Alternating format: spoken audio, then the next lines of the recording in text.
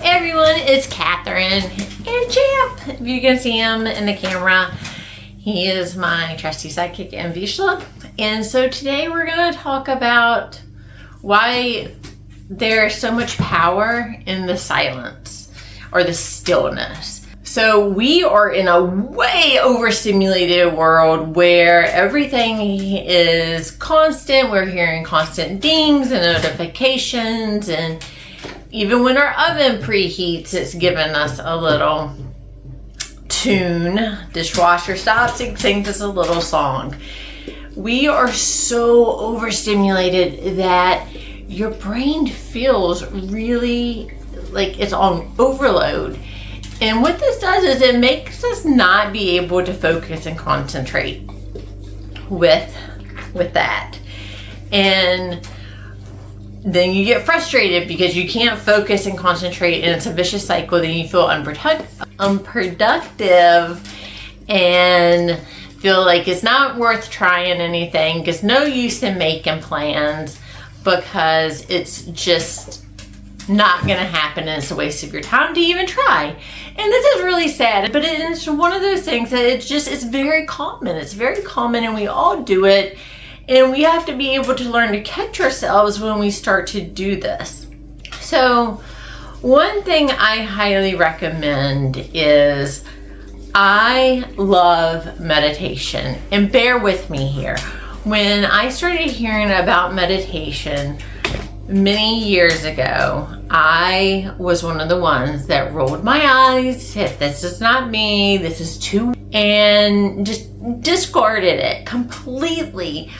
But then I was also very envious of those who was able to have this like sense of peace, and nothing seemed to really bother them. They got stressed, but they weren't crazy stressed, and their stress was very graceful and not like a little rat on a sugar high where it's just like running all over the place and just nonsense. They were very like, whoa, chill, but stressed, but you know, things will be okay. I envied that. That was not me.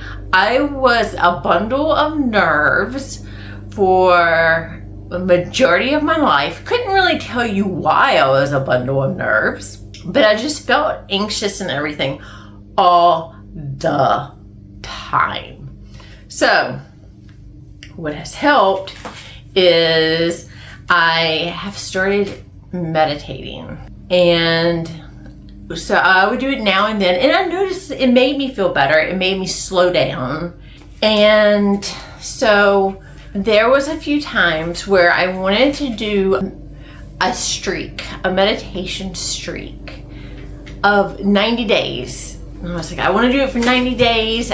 It's a big goal, but 90 days of daily meditation. And that's what I set out my goal to be. There were times where I got really close, or not really close, it seemed really close to me. It was like day 45, and then I would forget, and then I was starting all over maybe, and then it was very sporadic, and then I would go into another good streak, and then something would happen, and then I would have to start all over. So then I decided, obviously just kind of throwing it in randomly throughout the day is not working. And stop, hey, stop. It's not working.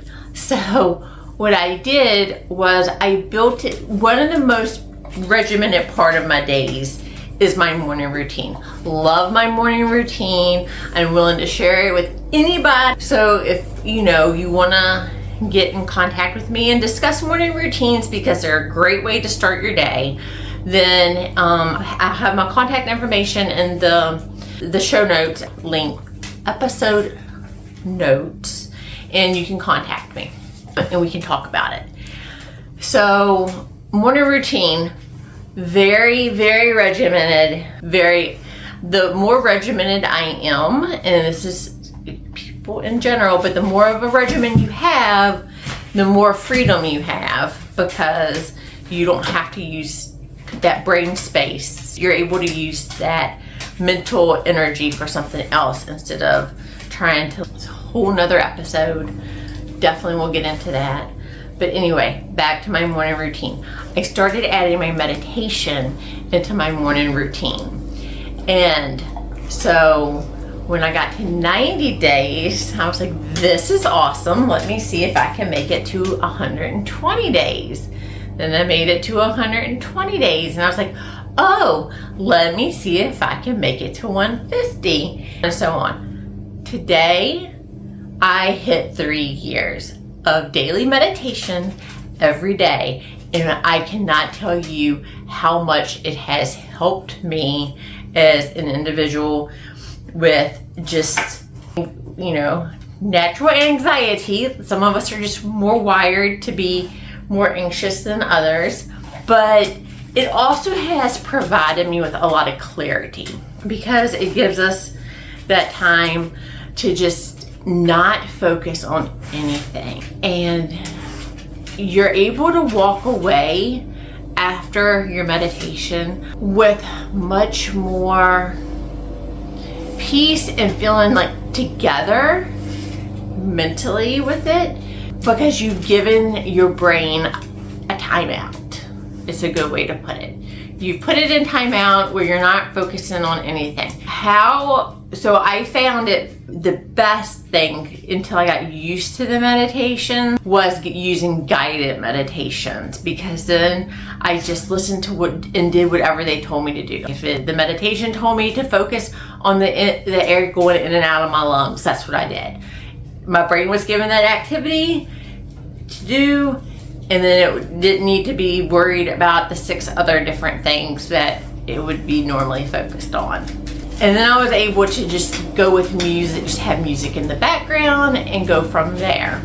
But being able, and you don't have to do meditation, but just be silent and be in a silent environment, or with general relaxing music, not music with lyrics, just quiet time, just to let your nervous system just settle down. It's such a good stress relief. It would just give you a good little reset. And we all need timeouts as adults, and it will make you feel a lot better. And you don't have to do it daily. I recommend it daily. I recommend it a couple times a day. There are days that are really, really stressful, and the best thing that I can do is just take 10 minutes and just be in stillness and in silence, and then start my day back up.